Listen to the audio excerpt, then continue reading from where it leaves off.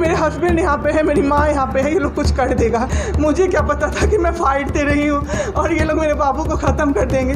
इतना ऑक्सीजन का किल्लत सर, मेरा बाबू डर गया बहुत ज़्यादा। ऑक्सीजन सिलेंडर देखता था और कहता था हाँ वो ख़त्म हो जाएगा, वो ख़त्म हो जाएगा। मैं कहती थी नहीं ख़त्म होगा बाबू। डेढ़ घंटे के लिए सर ऑक्सीजन सप्लाई बंद रहता था। क्या क्या हुआ है, किस अस्पताल में हुआ है? सर हम लोग नोएडा में रहते हैं, मैं और मेरे हस्बैंड।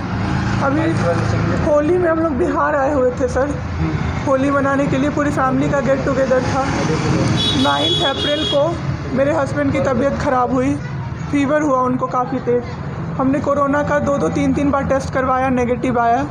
RT-PCR के लिए दिया तो वहाँ पे भागलपुर में सर, भागलपुर में थे हम लोग, वहाँ पे 1 दिन 2 दिन वेट करते करते 10 दिन तक रिपोर्ट नहीं आया। फिर हमने नोएडा के एक डॉक्टर हैं उनसे कंसल्ट किया, वीडियो कंसल्टेशन से।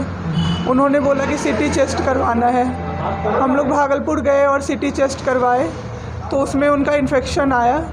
60% लंग्स उनका उसमें इन्फेक्टेड था, डैमेज नहीं था, इन्फेक्टेड था बस। बाकी लंग्स का हर चीज़ परफेक्ट था, सारा चीज़ नाक का, गले का सब कुछ नॉर्मल था, उसमें रिपोर्ट में था। फिर हम लोग नेक्स्ट डे ग्लोकल हॉस्पिटल है भागलपुर में, ग्लोकल हॉस्पिटल लेके आए, वहाँ पे एडमिट कराया हमने ICU में। मेरी मदर की भी तबीयत ख़राब थी, मेरी मम्मी और मेरे हस्बैंड दोनों एक साथ एडमिट हुए। वहाँ पे इतनी लापरवाही हुई उनके साथ, इतनी लापरवाही हुई।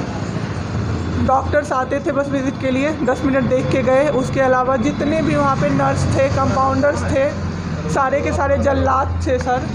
कोई दवाई तक नहीं देना चाहता था पेशेंट। मेरी मदर टचवुड बेटर कंडीशन में थी थोड़ी, मेरे हस्बैंड बोल भी नहीं पा रहे थे उस समय तक, इशारे से पानी का ऐसे बताते थे, लेकिन कोई उनको पानी नहीं पिलाता था सर। वो मुझे हार के फ़ोन करते थे कि पानी पिला दो। जब मैं अंदर जाती थी तो ये लोग हल्ला करते थे कि क्यों जा रहे हो अंदर, फिर भी मैं जाके उनको पानी पिलाती थी, जूस पिलाती थी। रेमडेसिविर इंजेक्शन का नाम आप लोगों ने अभी तक सबने सुन लिया होगा कि कितनी मुश्किल से मिल रहा है। डॉक्टर ने वहाँ सजेस्ट किया, मेरे 2 पेशेंट थे वहाँ, हमने बहुत मुश्किल से अरेंज किया। जब वो इंजेक्शन मिला तो एक दिन रात को जब इंजेक्शन देने लगे, हाफ़ इंजेक्शन फ्लोर पे गिरा दिया उन्होंने। हमने कहा कि इतना महंगा इंजेक्शन है, इसी का असर होके ठीक होते ये आपने कैसे गिरा दिया। उन्होंने कहा कि 50,000 का भी गिरा देता ना तो तुम कुछ नहीं कर पाती अभी। हम लोग चुपचाप वहाँ से सर हट गए।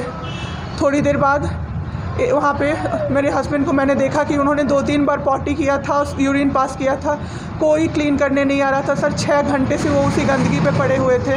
उन्होंने मुझे फिर फ़ोन किया, बस फ़ोन कर पाते थे सर, बोल भी नहीं, बस मिस्ड कॉल आती थी, मैं समझ जाती थी कि कुछ परेशानी है उनको। जब मैं गई तो मैंने देखा पूरे गंदे बेड पे मेरे हस्बैंड 6 फीट 2 इंच के सर, पूरे गंदे पे वो सोए हुए थे सर। मैंने ज़बरदस्ती सबको बुलाया। एक आदमी था ज्योति कुमार करके, ज्योति कुमार, सब लोग ध्यान से इसको कवर कीजिए। ज्योति कुमार एक कंपाउंडर था वहाँ पे। कौन से हॉस्पिटल का नाम? Glocal hospital Bhagalpur. Jyoti Kumar compounder है वहाँ का, मतलब जो अटेंडेंट सब होते हैं ना वो है, लड़की नहीं है लड़का है, ज्योति कुमार। उसको मैंने रिक्वेस्ट किया कि भैया प्लीज़ आप मेरे हस्बैंड की मदद कर दीजिए, रात में ये लोग रुकने नहीं दे रहे हैं मुझे अपने पास, इनके पास। उसने बोला ठीक है ज़रूर मदद करूँगा, ये कह के, और मैं अपने हस्बैंड से बात करने लगी, इशारे से ही वो बात कर रहे थे, मैं बोल रही थी। अचानक से मेरा दुपट्टा खिंचाया बहुत ज़ोर से। मैंने सोचा क्या हो रहा है, जब मैंने पीछे मुड़ी तो मेरे कमर पे उस आदमी का हाथ था और मेरा दुपट्टा वो ज्योति कुमार खींच रहा था। मेरी माँ पीछे से चिल्लाई, मेरे हस्बैंड ऐसे ऐसे होने लगे, पूरा पसीना उनको चल गया, कुछ बोल नहीं पा रहे थे वो। जब हम लोग ठीक थे ना, मैं बाहर निकलती थी ना, कोई मुझे ऐसे देखता था ना नॉर्मली ही तो कहते थे आँख निकाल लूँगा, क्या सोच के इसको देख रहे हो। और मेरे हस्बैंड उस दिन बेड पे पड़े हुए देखते रहे कि मेरी वाइफ का कोई दुपट्टा खींच रहा है। और जब मैंने उस आदमी को देखा ना तो वो मुस्कुरा रहा था। मैंने ऐसे दुपट्टा खींचा और मैं कुछ नहीं बोल पाई डर से कि मेरे हस्बैंड यहाँ पे है, मेरी माँ यहाँ पे है, ये लोग कुछ कर देगा। इस डर से मैं कुछ नहीं बाहर निकली। मैं बाहर निकल के मैं दम से बैठ गई। वो आदमी मेरे पास फिर आया, मुस्कुरा के बोला मैं ध्यान रखूँगा। मैंने बोला ठीक है भैया आप ध्यान रखना। मैंने कुछ नहीं बोला उसको, कुछ भी नहीं। 2-3 दिन बाद ऐसे ही कोई सुविधा नहीं, कुछ नहीं। मेरे हस्बैंड की तबीयत उस दिन से बिगड़ी जब रात के 2 बजे में मेरी मदर के बगल वाले बेड पे एक अंकल, मास्क उनका हट गया था और वो अंकल चिल्ला के नर्स को बुला रहे थे और मेरी मम्मी चिल्ला रही थी जल्दी आइए ये मर जाएंगे, जल्दी आइए ये मर जाएंगे। कोई नहीं आया और अंकल ने दम तोड़ दिया। ऐसे 3-4 लोग उस 2-3 दिन के अंदर दम तोड़े हैं बिना केयर के, बिना नर्स के आए। सारी नर्स टेबल कुर्सी लगा के सो जाती थी, कहती थी पागल हो गए हैं हम ही, अब मर जाएंगे इस कोरोना के चक्कर में, अब तो क्यों जॉब कर रहे हो, छोड़ दो, आपकी जगह कोई और आ जाएगा। उसके बाद वहाँ से बाई पैप वहाँ उस हॉस्पिटल में नहीं अवेलेबल था। मेरे हस्बैंड की तबीयत एक दिन बहुत ख़राब हो गई, उन्होंने मायागंज रेफ़र कर दिया, भागलपुर मायागंज हॉस्पिटल। हम लोग जब भी मायागंज आए, मायागंज की और हालत ख़राब, आईसीयू में 4 बेड था। मेरे हस्बैंड के बगल वाले बेड पे 4 लोग 6 से 7 घंटे में 4 लोग ख़त्म हुए। क्यों ख़त्म हुए? वो नर्स को बुला रहे थे, सिस्टर आ जाओ, दिक्कत हो रही है, दिक्कत हो रही है, और सिस्टर नहीं आती थी। एक अंकल तो बुलाते बुलाते उलट के गिर गए, पूरा सर फूट गया, ब्लड और मर गए वो अंकल वहीं पे। इतना मेरे हस्बैंड डर गए। शाम होते होते मेरे हस्बैंड की तबीयत अचानक से ख़राब होने लगी, पूरा ये सब ड्राई हो गया, एक लेयर वाइट कलर का जम गया उनके ऊपर, बहुत ज़्यादा तबीयत ख़राब हो गई। हम लोगों को समझ में नहीं आ रहा था कि हो क्या रहा था। अचानक से मेरे दिमाग में आया ना, डॉक्टर को कम से कम 5-6 बार मेरी बहन बुलाने गई है, क्योंकि कोई डॉक्टर था ही नहीं ड्यूटी। कब हुई आपके हस्बैंड की डेथ में? परसों। सुनिए मेरी बात, पहले पूरी कहानी मेरी सुनिए।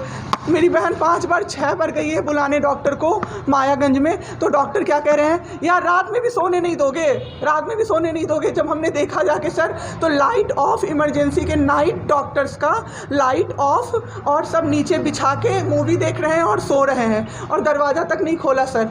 मेरे हस्बैंड की ऐसी हालत हुई, जब मेरी दीदी बहुत जाके चिल्लाई, तब एक डॉक्टर आए वहाँ से, तो उन्होंने देखा क्या कि मास्क, उन्होंने ऐसे मास्क लगा होता है ना, उसमें एक ऑक्सीजन सप्लाई का पाइप होता है ना, वो पाइप ही नहीं लगाया था सर, बस मास्क लगा के छोड़ दिया था, ऑक्सीजन सप्लाई आ ही नहीं रहा था। जब बहुत कम हो गया तब वो डॉक्टर आए और पाइप लगाया, मेरे हस्बैंड तुरंत में ज़िंदा हो गए। उसी दिन से उनके दिमाग में वो ऑक्सीजन की किल्लत का डर बैठ गया सर।